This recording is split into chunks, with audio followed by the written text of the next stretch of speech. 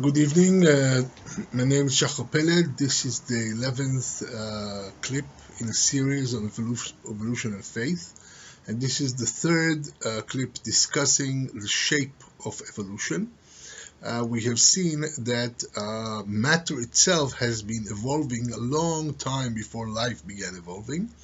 And before we continue to describe the shape of evolution, we will take another look at the theological shape of evolution, at the theory, before we look at the practice. It's like we have this great paradigm of faith, the theological paradigm, and within that paradigm we see how the facts of evolution, the actual way that the world is constructed, how it fits this paradigm and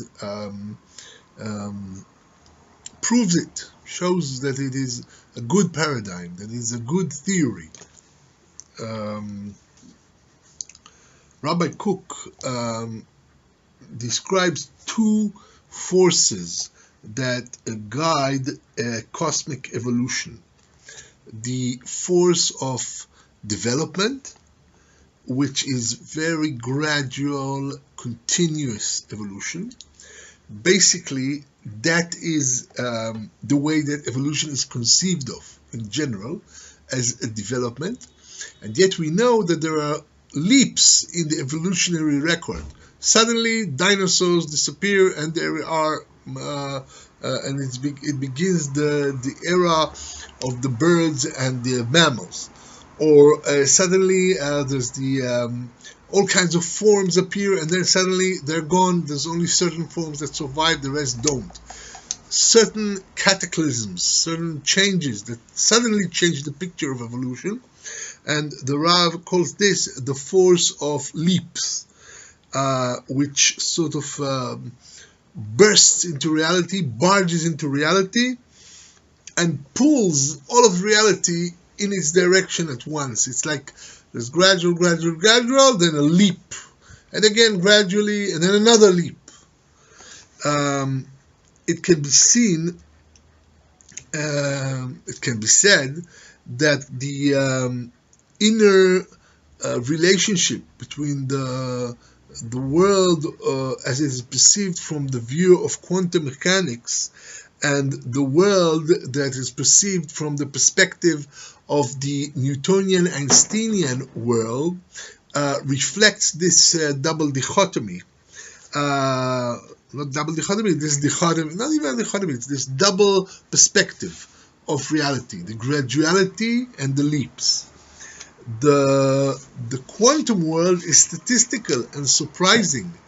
It's free, it's random, it can suddenly burst out, change.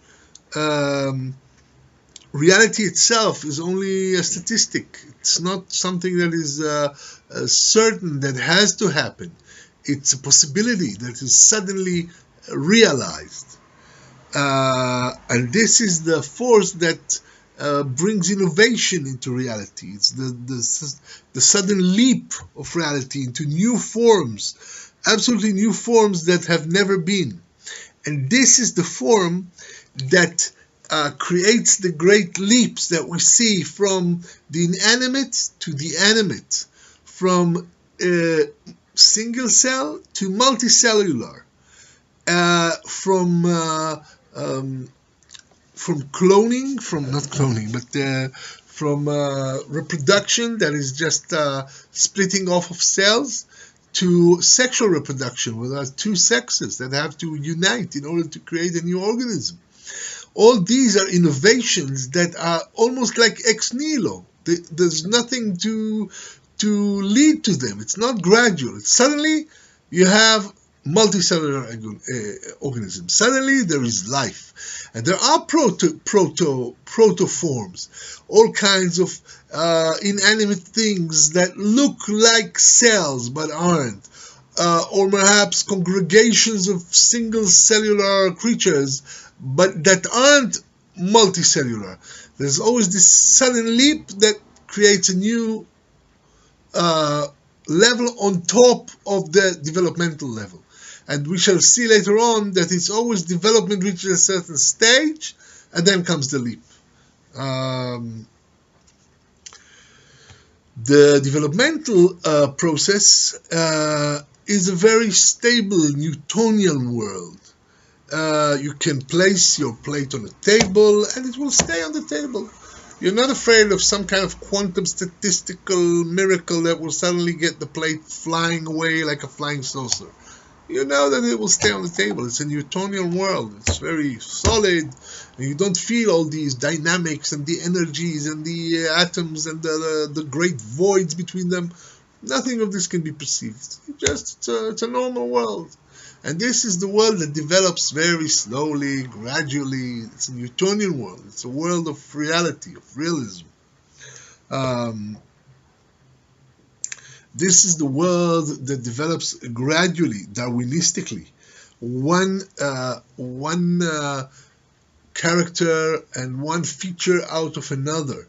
One limb becomes shaped like a fin, and the same limb through another avenue of development becomes a wing, and the same limb can be a claw, can be a hand it's a foot, and the same limb can eventually become a hand that grasps, and it's all directions from one single shape that takes all kinds of turns and manifestations, but everything is very, very gradual. And this is what Darwin discovered. He saw the gradual connections between these things. He saw that the foot and the hand and the wing of a bat are all the same, and that they are all different conjunctions, different formations of the same thing, of forms that develop morphologically in a way that can be identified as being linear,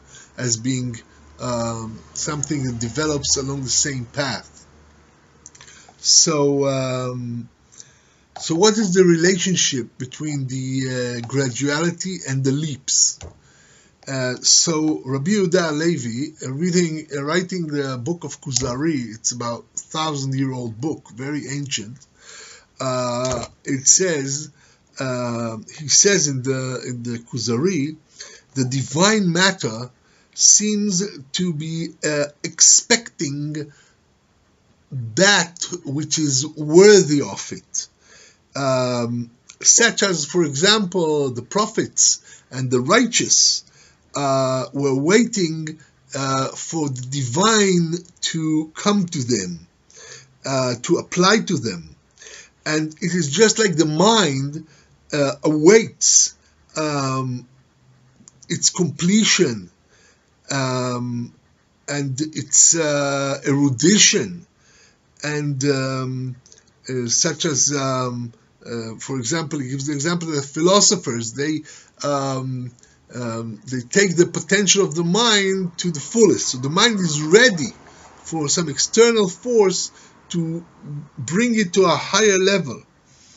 And just as the soul waits to be taken to a higher level, so animals are waiting for a higher level to apply to them. Stewart and Cohen, they are researchers of evolution, called this what I call here the leap. Not just me, it's Rabbi Cook calls it the leap, the jump, the sudden escalation. They call it emergence. And they write that suddenly you have an emergence of something new that could not be derived directly from the previous stage. The slowly increasing development, where you can see cause and effect. You can see how the tail of this creature becomes degenerate, and then it becomes the bone of the hind legs of the other creature, or whatever. All kinds of transformations, but they are cause and effect. You can see them develop. All this is suddenly cut off, and you have this sudden leap, and a new form is created that takes previous forms and creates something new. Like a multicellular creature suddenly appears where single cells were the only thing before. And it's like a whole new level using the same building blocks, but something radically new. So, okay, we will continue to speak about the organic unity of life in the next video.